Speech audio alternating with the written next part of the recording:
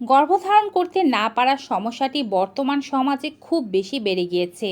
কারণ মানুষ তার লাইফস্টাইল ঠিক রাখছে না, আবার খাদ্যও ঠিক নেই, নিয়মিত এক্সারসাইজ তো করেনি না, আবার অনেক কিছু সম্পর্কেই তারা অনভিজ্ঞ। জানতে হবে গর্ভধারণ করার জন্য কোন কোন কাজগুলো জরুরি। আজকের ভিডিওর মাধ্যমে জানাবো মাসিকের প্রথম দিনে যদি এই 5টি কাজ নির্ধারণ করে ফেলতে পারেন তবে সেই মাসেই গর্ভবতী হতে পারবেন আপনি। একটি মাসও আপনার আর বিফলে যাবে না।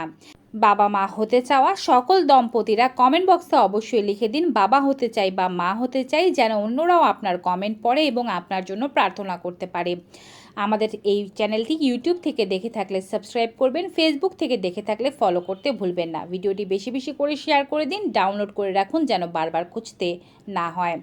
গর্ভধারণ করার জন্য কিছু বিষয় সম্পর্কে নারীকে জানতে হবে। কারো কারো কোনো সমস্যা ছাড়াই গর্ভধারণ হয়ে যায়, কিন্তু সকলের ক্ষেত্রে যে এমনটা হবে তা নয়। তাই বারংবার চেষ্টা করার পরে যারা গর্ভধারণে ব্যর্থ হচ্ছেন তারা মাসিকের প্রথম দিন এই 5টি কাজ করলে খুবই দ্রুত গর্ভধারণ হবে। মাসিক যাদের নিয়মিত তাদের জন্য গর্ভধারণ করা বেশি সহজ। অনিয়মিত মাসিক বা ঠিকমতো মাসিক হয় না, পিসিওডি বা পিসিওএসের যন্ত্রণায় যারা ভুগছেন তারা অনিয়মিত মাসিককে আগে ঠিক করবেন, পিসিওডির জন্য ডক্টর দেখাবেন, চিকিৎসা ব্যবস্থা গ্রহণ করেই গর্ভধারণের চেষ্টা করবেন। নিয়মিত মাসিকদের ক্ষেত্রে মাসিকের প্রথম দিন অবশ্যই, যেদিন আপনার মাসিক হলো ওটাই আপনার মাসিকের প্রথম দিন, ওদিন বসেই ক্যালকুলেশন করে নেবেন যে আপনার ওভুলেশনটা ঠিক কবে হতে পারে। এটা অ্যাজাম করে নেওয়া এবং সেই তারিখটা বের করে নেওয়া কিন্তু খুবই ভালো। এতে করে বারবার হিসাব করে বের করার দরকার পড়ে না। যেদিন আপনার মাসিক শুরু হবে সেদিনই ওভুলেশনের ডেটটা বের করে নিতে পারলে ওভুলেশনের ডেটের আশেপাশে স্বামী স্ত্রী একসাথে থাকার ব্যাপারটি নিশ্চিত করা যায়। এছাড়াও যদি স্বামীর দূরে কোথাও যাওয়ার থাকে সেই সময় যেন স্বামী কোথাও না যায়, সেই সময় যেন আপনি মিলন করতে পারেন, একসাথে থাকতে পারেন। ওভুলেশনের সময়ে মিলিত হলে গর্ভধারণ হবে, যেটি সবাই জানে। তাই মেয়েদের ওভুলেশন বা ডিম্বস্ফোটনের দিন কাউন্ট করে রাখাটা জরুরি। আপনার মাসিক সাইকেল যত দিনের তার থেকে 14 বিয়োগ দিয়ে দিলে আপনি ওভুলেশনের দিনটি পেয়ে যাবেন।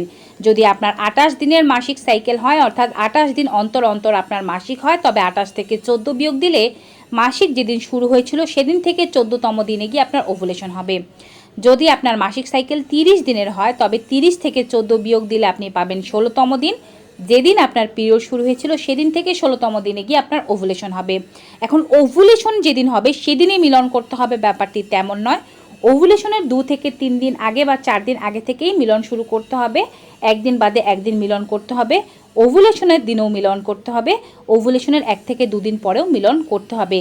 কারণ ওভুলেশন অনেক সময় আকপিচ হতে পারে, তাই নির্দিষ্ট বলা যাবে না যে ওই দিনই ওভুলেশন হচ্ছে।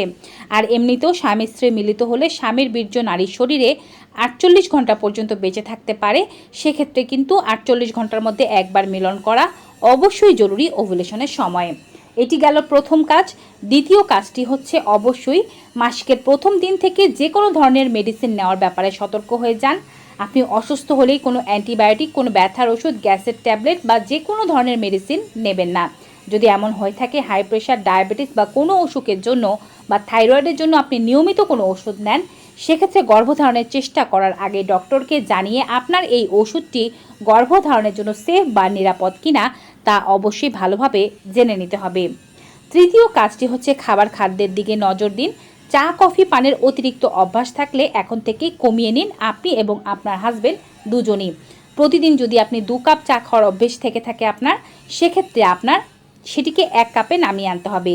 দুধ চায়ের পরিবর্তে যদি লাল চা খেতে পারেন সেক্ষেত্রে বেশি ভালো হয়। 1 কাপের অতিরিক্ত খাওয়ার চেষ্টা করবেন না। এবং খাদ্যের মধ্যে দুজনই রাতের বেলা 1 গ্লাস করে দুধ খাওয়ার চেষ্টা করবেন। দিনে 1 থেকে 2টো ডিম খাওয়ার চেষ্টা করবেন। পুষ্টিকর শাকসবজি, ফলমূল খাবেন।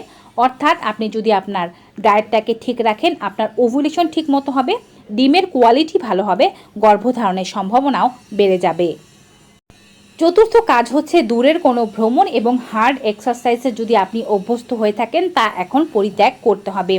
অনেক দূরের কোনো যাত্রায় যাবেন না, যেটি ওভুলেশনের ওপরেও ইফেক্ট ফেলতে পারে। এমনকি ওভুলেশনের পর যদি ডিম্বাণু নিষিক্ত হয় তাকেও নষ্ট করে দিতে পারে।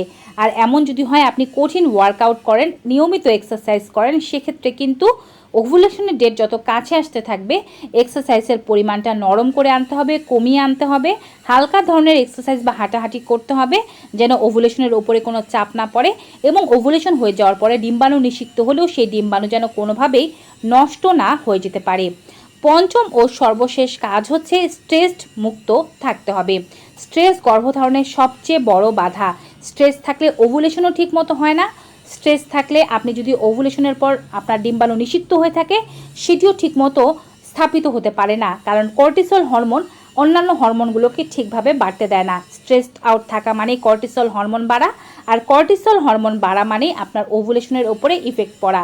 অনেকেই গর্ভধারণের চেষ্টা চলাকালীন সময় গর্ভধারণ হবে কি হবে না, পিরিয়ডের লক্ষণ কি, আপনার গর্ভধারণের লক্ষণ কি, কোন কোন সিমটম শরীরে দেখা যাচ্ছে তা নিয়ে সবসময় ব্যস্ত থাকেন, চিন্তিত থাকেন, বিভিন্ন ভিডিও দেখতে থাকেন, এই আলোচনাই করতে থাকেন। এইটি আপনার স্ট্রেসকে বাড়িয়ে দেয় এবং গর্ভধারণে বাধা দেয়।